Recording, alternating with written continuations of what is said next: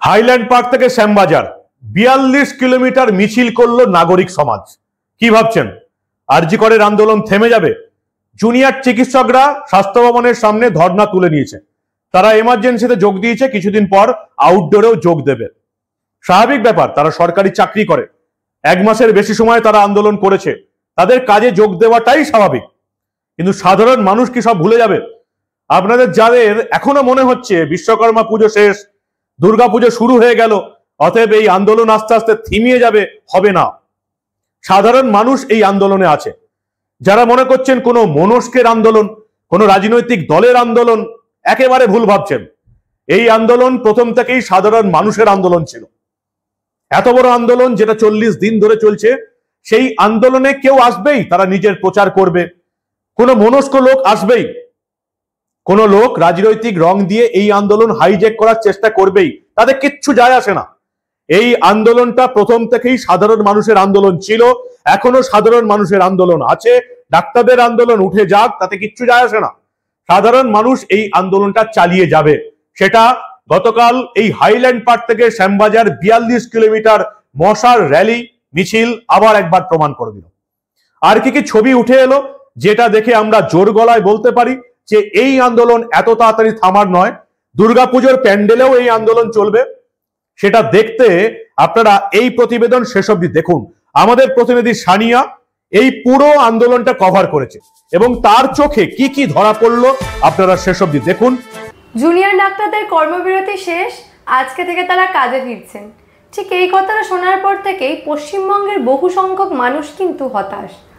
আপনারা হয়তো মনে করছেন এই জুনিয়র ডাক্তারদের কর্মবিরতি উঠে যাওয়া অর্থাৎ আন্দোলন শেষ হয়ে যাওয়া। কয়েকদিন বাদেই পুজো, এবার পশ্চিমবঙ্গবাসী পুজোয় মেতে উঠবে এবং অভয়ার বিচার আর হবে না। ঠিক এই কথাটা ভেবেই আপনারা হয়তো হতাশ হচ্ছেন। কিন্তু আপনারা কি সত্যি মনে করেন যে জুনিয়র ডাক্তারদের আন্দোলন উঠে যাওয়া মানেই আন্দোলন শেষ? সত্যি কি তাই? আমি অন্তত তা মনে করছি না। কেন মনে করছি না সেটাই আপনাদের বলবো। তার জন্য আজকের প্রতিবেদন সম্পূর্ণ দেখুন। আমি সানিয়া, দ্য নিউজ বাংলায় আপনাদের সকলকে স্বাগত। ৪২ দিন ধরে চলা জুনিয়র ডাক্তারদের আন্দোলন শেষ। আন্দোলন শেষ বললে ভুল হবে, তাদের কর্মবিরতি শেষ। যদিও তারা এখনো আংশিক কর্মবিরতিতে আছেন, কিন্তু এই জুনিয়র ডাক্তারদের কর্মবিরতি তুলে নেওয়ার পর থেকেই আমি দেখতে পাচ্ছি আমাদের সাধারণ মানুষজন, মানে আপনারা আমরা সকলে বড্ড হতাশ হয়ে পড়ছি। কেন আমরা হতাশ হয়ে পড়ছি? আমরা সকলে কিন্তু কোথাও গিয়ে জানি জুনিয়র ডাক্তারদের কিন্তু কাজে ফিরতেই হতো, এটাই বাস্তব। কিন্তু জুনিয়র ডাক্তারদের কাজে ফেরা মানেই কিন্তু আন্দোলন শেষ নয়। তারা নিজেরাই বলেছেন তারাও কিন্তু আন্দোলন ছাড়ছেন না। কিন্তু এই আন্দোলনটা কি কেবল জুনিয়র ডাক্তারদের? আমরা তো দেখতে পেয়েছি জুনিয়র ডাক্তারদের এই ৪২ দিনের আন্দোলনে তাদের এই পথে অবস্থান থেকে শুরু করে সকল বিষয় আপামর বাঙালি সাধারণ জনগণ কেমনভাবে পাশে দাঁড়িয়েছে। তাহলে এত মানুষের পাশে থাকা সত্ত্বেও, এত মানুষের মনের জোর থাকা সত্ত্বেও আমরা কেন এটা ভেবে নিচ্ছি যে জুনিয়র ডাক্তারদের আন্দোলন বা অবস্থান শেষ বলেই বা কর্মবিরতি শেষ বলেই আন্দোলন থেমে যাবে? পুজো আসছে, হ্যাঁ ঠিকই, পুজো তো আসছে, আর ২০ দিন বাদেই প্রায় পুজো। প্রতি বছর কি হয়, এই বিশ্বকর্মা পুজো হয়ে গেছে। বিশ্বকর্মা পুজো হয়ে যাওয়ার পর থেকে আমরা বাঙালিরা পুজোয় মেতে উঠি। কি হয়, এই বিশ্বকর্মা পুজো থেকে জগদ্ধাত্রী পুজো পর্যন্ত এই টানা ২ মাস আমাদের কাছে উৎসবের সময়। কিন্তু এবারে তো আপনারা দেখলেন, কই আমরা কি ফিরেছি উৎসবে? আপনারা যারা মনে করছেন যে জুনিয়র ডাক্তারদের আন্দোলন উঠে যাওয়ার মানেই যে আন্দোলন একেবারে শেষ হয়ে যাওয়া, তারা কিন্তু ভুল করছেন। কেন ভুল করছেন এই কথাটা আমি বারংবার কেন বলছি? কারণ আমি যে জনজোয়ারটা দেখলাম, সাধারণ মানুষের মধ্যে থেকে যেটা দেখলাম, যে এই আন্দোলনটা আমাদের সকলের, কেউ কিন্তু পিছিয়ে থাকছে না, সকলেই কিন্তু এগিয়ে আসছে। গতকাল নাগরিক সমাজের মিছিলে প্রায় ৪২ কিলোমিটার পথ চলা, রাত ১২টা পর্যন্ত শ্যামবাজার পর্যন্ত চলেছে আন্দোলন। সেই আন্দোলনে কারা পা মিলিয়েছেন? জুনিয়র ডাক্তাররা অবশ্যই ছিলেন সিনিয়র ডাক্তাররাও, কিন্তু কেবলই কি তারা ছিলেন? না, সেখানে বহু সংখ্যক, এমনকি বেশিরভাগ ছিলেন আমাদের সাধারণ মানুষ। একবার আপনাদের দেখাবো।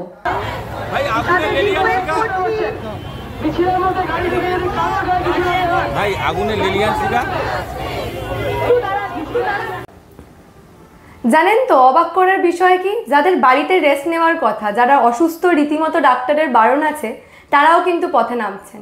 এই যে মহিলাকে আপনারা দেখছেন, এনার চিনার বোনের অপারেশন হয়েছে। যেটা কিন্তু খুবই সিরিয়াস একটা ব্যাপার, তারপরেও কিন্তু ইনি নিজের ছেলে মেয়েদের পাশে থাকার জন্য পথে নেমেছেন।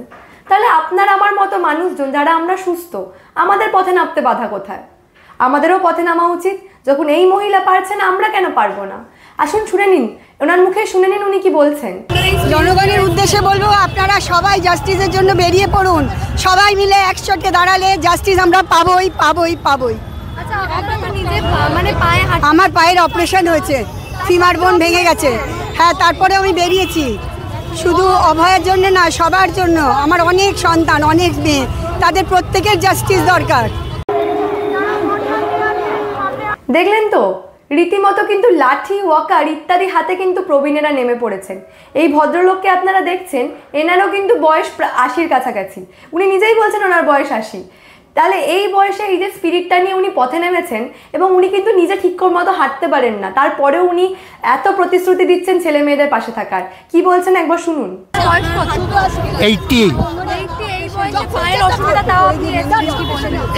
কেন রাস্তায় শুয়ে পড়ে যদি যেতে হয়, তাও জাস্টিসের জন্য শুয়ে যাবো, জাস্টিস চাই। আমি এই মিছিলে হেঁটেছি এবং দেখেছি যে এনার মতো এনারা একা নয়, আরও অনেক বয়স্ক মহিলারা যাদের সঙ্গে আমি কথা বলেছি, বয়স্ক লোকজন, যারা কিন্তু এই স্পিরিটটা নিয়ে, ঠিক মনের মধ্যে এই জোরটা নিয়ে, এই স্পিরিটটা নিয়ে তারা পথে নেমেছেন। তারা কি বলছেন সেটাও আপনাদের একবার শোনাই।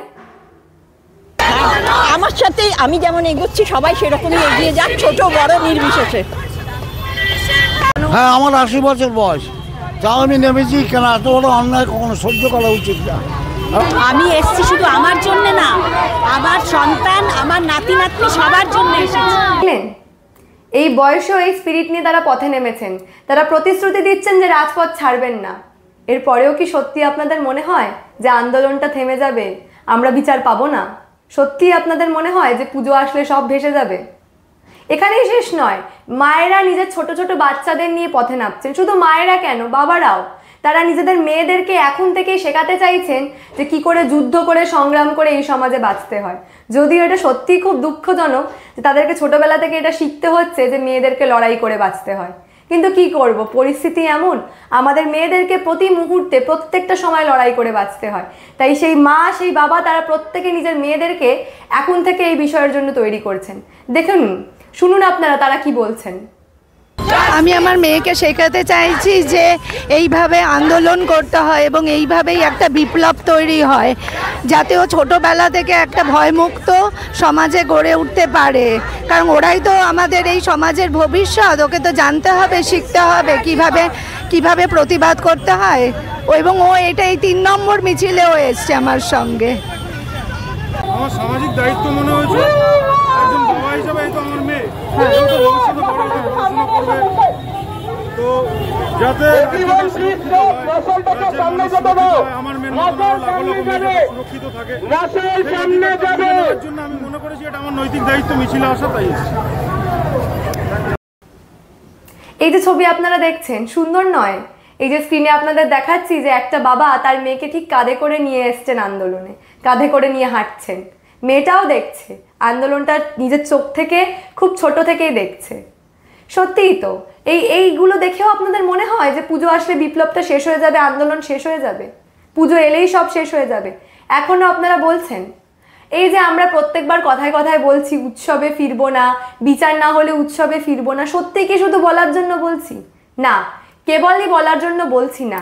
এখানে এই আন্দোলনে সামিল প্রত্যেকটা মানুষ 8 থেকে 80 সকলে রাজপথে নেমে কিন্তু একটাই প্রতিশ্রুতি দিচ্ছে যে বিচার তারা নিয়েই ছাড়বে, এবং যতদিন না বিচার হচ্ছে তারা কেউই কিন্তু রাজপথ ছাড়ছে না।